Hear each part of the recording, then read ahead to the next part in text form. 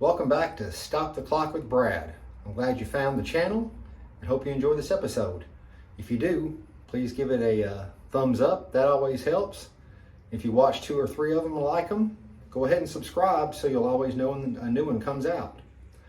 So I've been in Turkey for a little over 2 months now, and this episode is going to be based upon a question that I've gotten a lot here and I haven't talked about on the channel yet. So people will meet me, and this is great for my ego going a different place. They all think I'm around 35 years old. No one can believe I'm 50. And then they all ask me, well, how do you have these muscles? How are you in such good shape at 50? And so I tell them about the diet that I'm on the carnivore diet, that I mainly just eat meat, eggs, some cheese, fish. That's about it.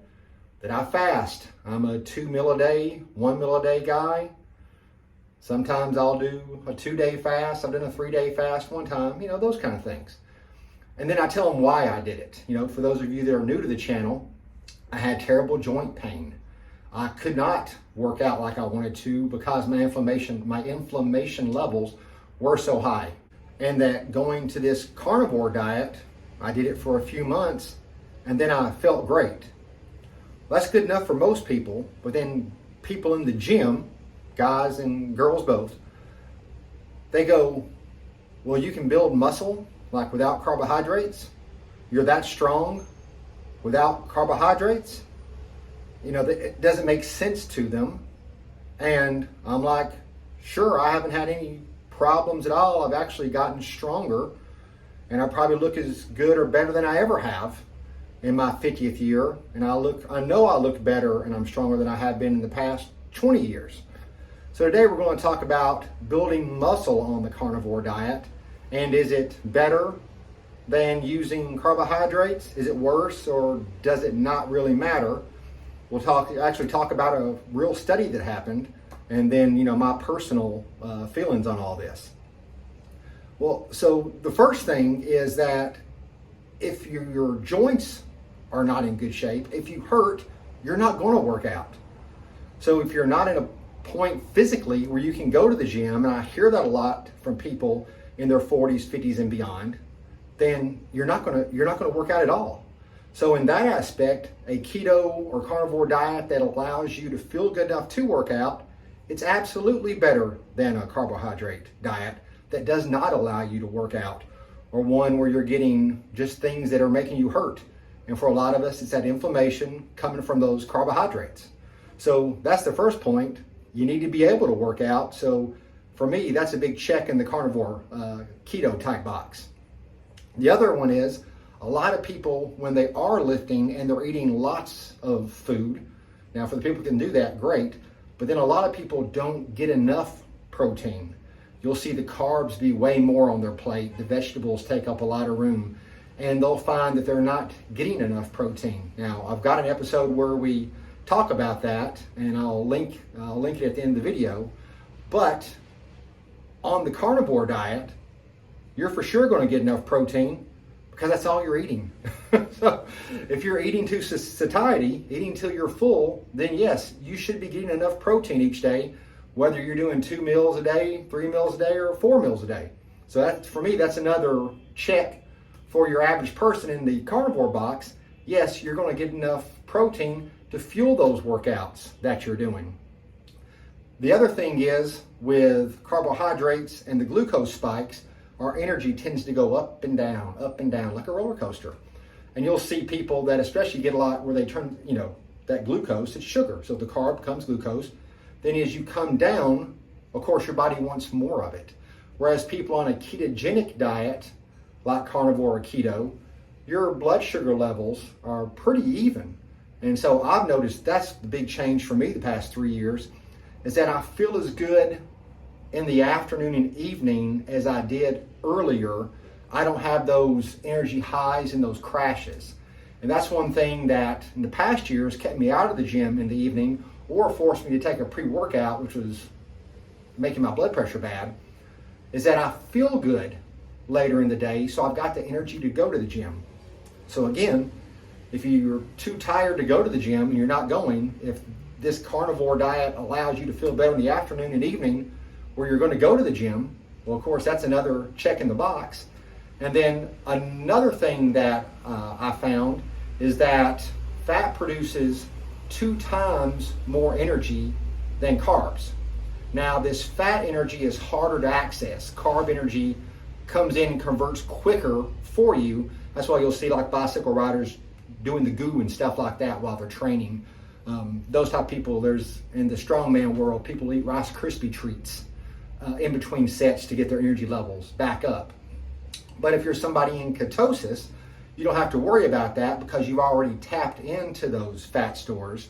So when you are in ketosis, the fat that you do have, it's much easier to access because you're there. But when you do access it, the energy that you're going to get from it, you're going to get more per gram that you eat. So there's a little bit more abundant energy coming from that fat than it would be if you were eating the other way. And again, if this is the way that lets you feel good to work out, then of course, this is the way you should go. It's going to be another check in that box.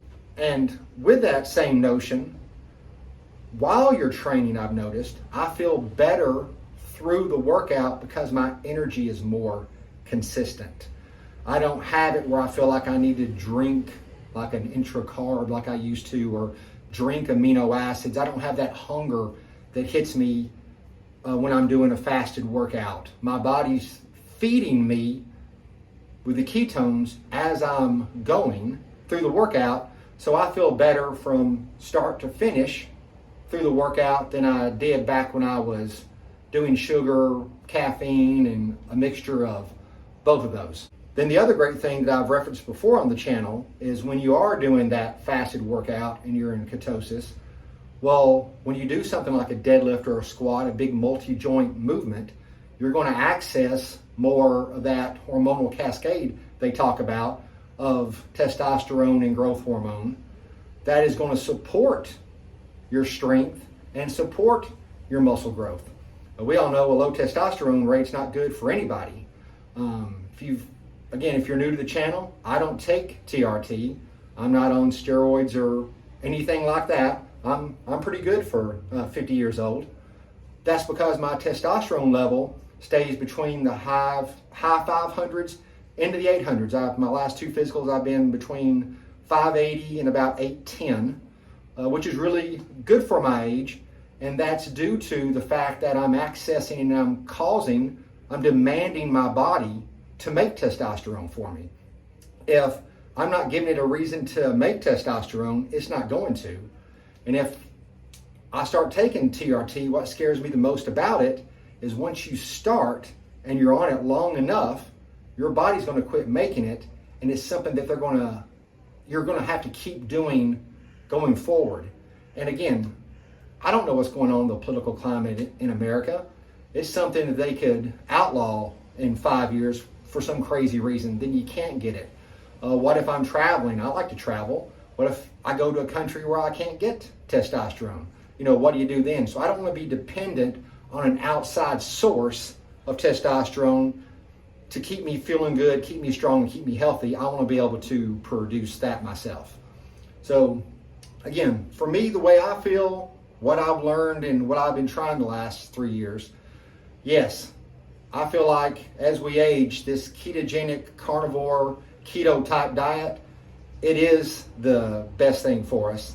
And a side note that, again, I'm just stuff I've read, you can look this up, is that a lot of doctors do recommend people get into autophagy with cancer, because cancer feeds on that cell growth. It feeds on that mTOR stimulation. And so if you're not pumping sugar into your body, if you're in autophagy, you're going to starve those out and help slow and stop that cancer growth. It's something that, you've seen a lot of videos, and it's something I think very promising on the frontier. So hope you enjoyed this video. I just wanted to talk about that this week. Again, if you liked it, give it a thumbs up. Hope you're enjoying the channel. And remember, aging is a choice.